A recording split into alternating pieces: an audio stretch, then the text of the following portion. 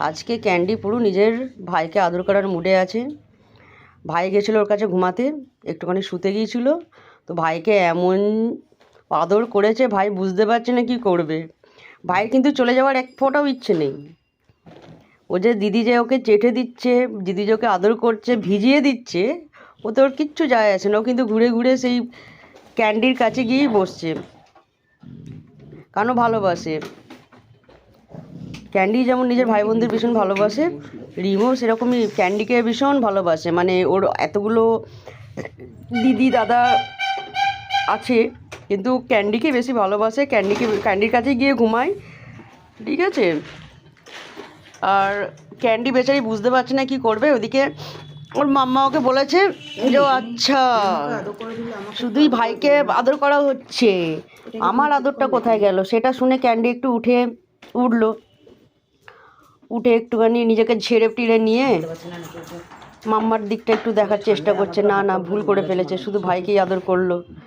কি করা যায়, ব্যাপারটা বোঝার চেষ্টা করছে ও, ঠিক আছে। ক্যান্ডি তো কি করবে, মাম্মা ডাক দিয়েছে মাম্মার কাছে। ও এসে মাম্মাকে একটু আদর করে দিল। আর মাম্মা ওর ভীষণ প্রিয়। হ্যাঁ, মাম্মার ভীষণ প্রিয়, তার পিছনে একটাই কারণ, কারণ মাম্মা ওকে প্রিয় জিনিসটা ওকে দেখায়। ওই কারণে মাম্মা হচ্ছে ভীষণ কাছের মানুষ, ভীষণ ভালোবাসে মাম্মাকে, আর মাম্মাকে আদর ভীষণ করে। ও শুধু আজকে না, ছোট্টবেলা থেকে, যখন একদম ও 20-25 দিনের বাচ্চা, তখন থেকে ও এভাবেই সবাইকে আদর করে, এভাবেই ভালোবাসা দেয়। আর ক্যান্ডির ভালোবাসা পেতে গেলে সেরকমই মতলব সেই নিজের মধ্যে সেই ব্যাপারটা থাকতে হবে, কারণ সবাই ওর ভালোবাসা নিতে পারবে না। ওর ভালোবাসাটা ভীষণ ভারী ওজনে।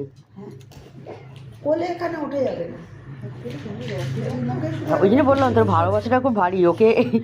ওকে কন্ট্রোল করা, ওকে ম্যানেজ করা এতটা সহজ না, কারণ ওর ইচ্ছা না থাকলে ওকে এক ফোঁটা সরানোর কারোর ক্ষমতা নেই, যদি না ও চায়। ওর ইচ্ছার বাইরে গিয়ে কিছু করা খুব চাপের। আর ওকে থামিয়ে রাখা, ওকে বলে যায় করবি না, ও শুনলে বলা না, ও নিজের কাজ করে যাবে। এইদিকে রোজই দেখুন, বনুর কাণ্ড দেখে ও ভাবছে কাশ আমি যদি একটু উঠতে পারতাম। ও ভীষণ কোল ভালোবাসে, কিন্তু দুর্ভাগ্যবশত আমরা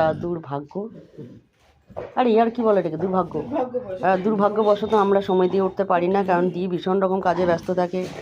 দি সকালে করিস না তো, সারাক্ষণ মোটামুটি 7:30 8টায় উঠে ও নিজের ওয়ার্কশপে চলে যায়, সেখানে রাত্রি 10টা অবধি কাজকর্ম করে, মাঝখানে লাঞ্চ হয়।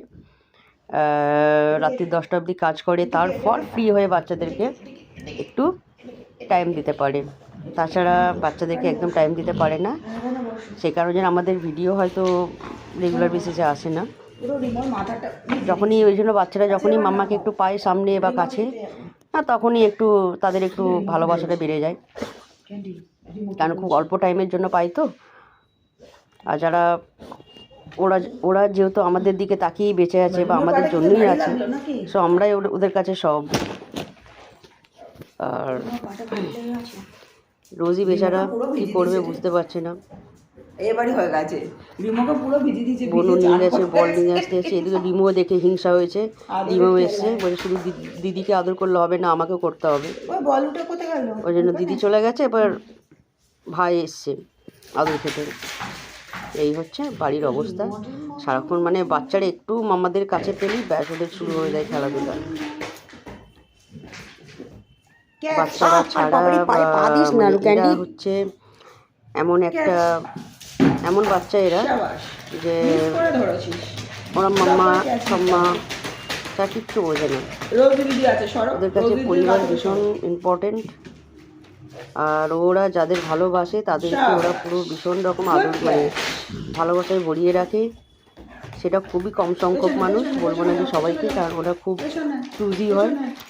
যাদেরকে ভালোবাসে, যাদের কাছ থেকে ওরা ফিল করে যে ওদেরকে ওরা ভালোবাসে, মানুষ ভালোবাসে, একমাত্র তাদের কাছে ওরা যায়, তাদেরকেই ওভাবে আদর করে। আদারওয়াইজ ও কাউকে সেভাবে আদর করে না। অ্যাটেনশন সবাইকেই দেয়, কিন্তু ওর যে ভালোবাসার ধরন বা ওর যে ভালোবাসার দেখানোর যে সেটা শুধু ওর কিছু সিলেক্টেড মানুষ আছে যাদেরকে ও ভীষণ ভালোবাসে, আর যারা ওকে ভীষণ ভালোবাসে শুধু তাদের জন্যই, সকলের জন্য না।